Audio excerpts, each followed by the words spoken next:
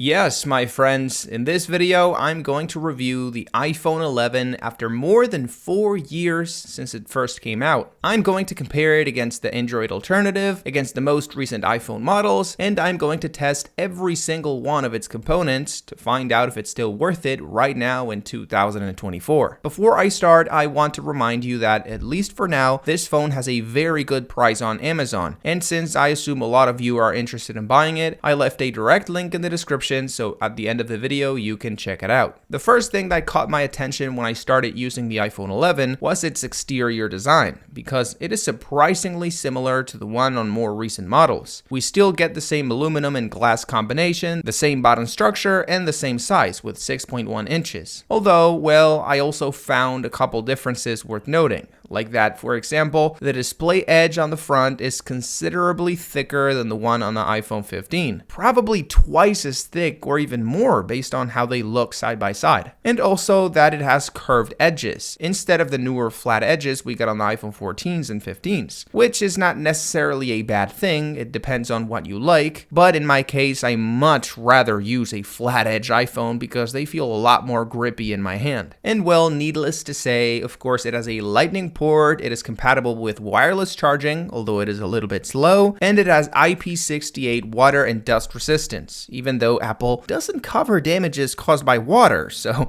I suggest you don't use it as a GoPro. When it comes to the internal components, it comes with an A13 Bionic chip and 4GB of RAM, which are specs you would expect on a mid-range phone from 2023, more or less. Something like a Galaxy A54 or a Xiaomi Mi 12 Lite, which makes sense because right now all of these phones share the same $300 price, more or less. It's funny because when the phone first came out, everybody was very surprised at how insanely powerful it was. The A13 processor was a huge leap forward as opposed to the A12. And I say it's funny because even till this day, it still manages to surprise me every time I use it. Even when I compare it to my brand new iPhone 15 Pro. Apps run and load up super fast and moves around the homepage without any hiccups, and I personally haven't had any performance issues, even when playing the most demanding games. That being said though, if you put it against its main competitor, the Galaxy S20, also from the same year, it feels noticeably slower. This is because the Galaxy S20 has a 120Hz display, while on the other hand, the iPhone 11 has a 60Hz display. A lot of people say that you can't really tell the difference, and that therefore this doesn't really matter, but I do tell the difference, and I'm pretty sure a lot of you do too. So yeah, keep this in mind. Although both phones have about the same power, technically, the iPhone is going to feel slower because of the display. As I said earlier, the iPhone only has 4GB of RAM, which for many people is the main complaint or reason not to buy this phone, because well, pretty much any other phone in the same price range has 8GB of RAM. Double. But I have to say, after trying it very intensively for a couple of weeks, I can guarantee that this is not going to be a problem. This phone is capable of running multiple apps at the same time, and it has never slowed down because of a lack of memory. In fact, I would go as far as to say that the typical 4GB of RAM on an iPhone is like 8GB on Android claim is actually true. And well, you can trust me on that because as you've seen a couple seconds ago,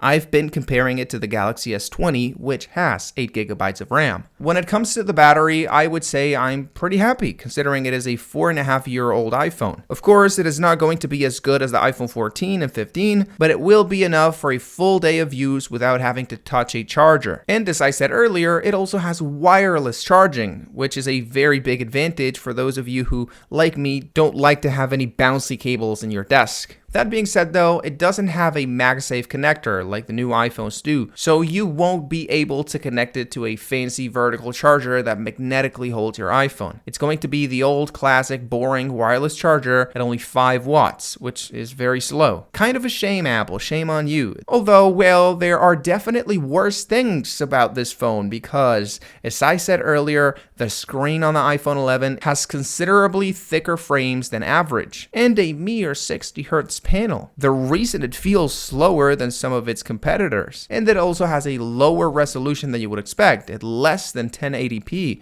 and a little bit above 720. It also is an IPS panel instead of OLED, and it only has 625 nits of brightness. Wow! It is a very good phone in pretty much everything else, but the display is undeniably a little bit mediocre. To be fair, all of this is only noticeable for a small subset of users, the techies and geeks like me. And even then, none of these things has affected my experience in a meaningful way. I could see myself using the iPhone 11 as my personal phone, and I would get used to the display in a couple of hours. But yeah, I felt like you needed to know that if you put it side by side with the Galaxy S20, it is going to look a little bit less premium. The only good thing I can say about the display on the iPhone 11, and that's actually better than pretty much any other competitor, is the color calibration it has. When you're watching a video, you notice how the colors the iPhone shows are the same colors you see in real life. So yeah, well, maybe the display is not as bad as I made it seem to be. But anyways, let's move on to the most important component on the iPhone 11, the cameras, which as you can see, I'm using to record this video right now, and that have been incredibly surprising in terms of the quality they have and in terms of the improvement we've seen as opposed to the old model, to the iPhone XR. It has a lot more dynamic range, it has a lot more detail, colors look better, and there's an explanation for this and you'll know why later, but I just wanted you to, as a little spoiler of what you're going to see later, that yes, the camera has improved a lot as opposed to the old model. More specifically, we get two cameras on the back of the iPhone 11. We get a wide sensor with 12 megapixels, which is the one you were looking at in the video before, and we get a slightly smaller ultra-wide sensor with also 12 megapixels. Let's begin by talking about the main sensor, which of course is the biggest and best sensor on the phone. And that even though has pretty much the same specs we found on the iPhone XR, it actually yields much better results because for the first time, the iPhone 11 included a neural engine to process the images, which enabled way better exposures, way better colors, and way better dynamic range on technically, on paper, the same images we got on the iPhone XR. And I'm saying this because it's important. Maybe you look at the spec sheet and you think that the iPhone XR and the 11 are going to look pretty much the same, but no. Thanks to this neural engine, the iPhone 11 was a huge bump up in quality when it comes to photos and even videos. And also, for the first time, the iPhone 11 got an ultra-wide camera, which for the time it came out was actually pretty good, and combined with, as I said, this neural engine is going to yield incredible results for a tiny sensor on a phone. The only time where I can say this ultra-wide camera lacks a little bit is at night, because since it doesn't have a lot of information to give this neural engine, because there's very low light, results are going to look, I don't know, not as good as they would if they were taking it with a little bit more light. But in every other way, you're going to be fine, more than fine. This ultra-wide camera on this phone is actually, I think it's the same as the one on the iPhone 12 and 13 and 14, so yeah, it's a pretty good camera. And of course, I could not forget about the selfie camera, which has also received a very big improvement as opposed to the old model. Now we get a bigger sensor with, therefore, a little bit more background blur. We get a lot more dynamic range. Colors look better too, partially because of the new neural engine that processes video and images, but also partially because it has a bigger sensor and better optics. In fact, this is the same selfie camera we can see on the iPhone 12, on the iPhone 13, on the 14, and I think also on the 15. So yeah, it's pretty up to date with the more recent models, and it's going to give you a very good